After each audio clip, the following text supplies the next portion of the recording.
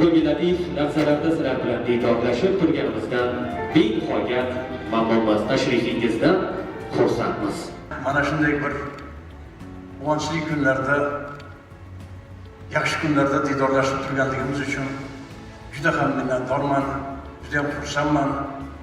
Sizlarni bugun mana shunday nuroniylarning bayrami bilan shu ko'kraklaringizga taqayotgan mehnat faxriysi ko'krak nishoni bilan tabriklashga muyassar bo'lganligimdan juda ham baxtliman.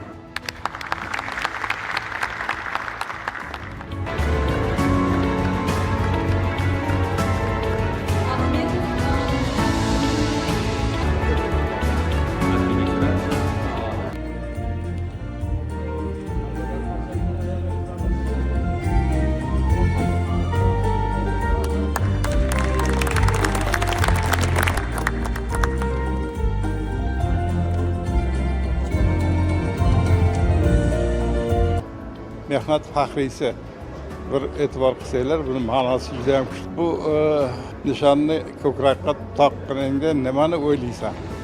Mamlakatimiz oldida turgan muammolar, mamlakatimizda yoshlarga bo'lgan e'tiborni hayotga tatbiq qilish bo'yicha olimlar oldida turgan vazifalar. Ularning hammasi menimcha bugundan e'tiboran kechagaga nisbatan ancha katta mas'uliyat bilan qarashni talab qiladi.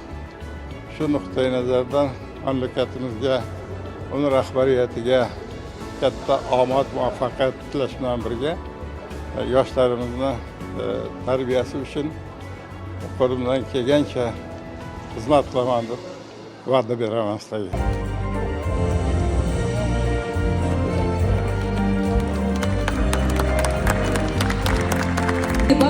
Masharipovni taklif etamiz. Marhamat.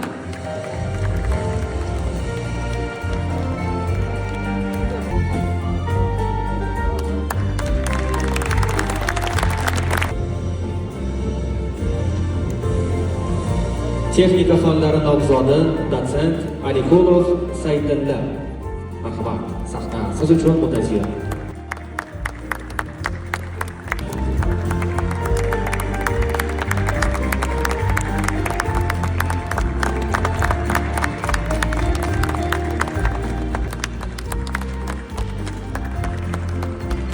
Fanlar nomzodi dotsent Umirov Nashir To'xtabayevich.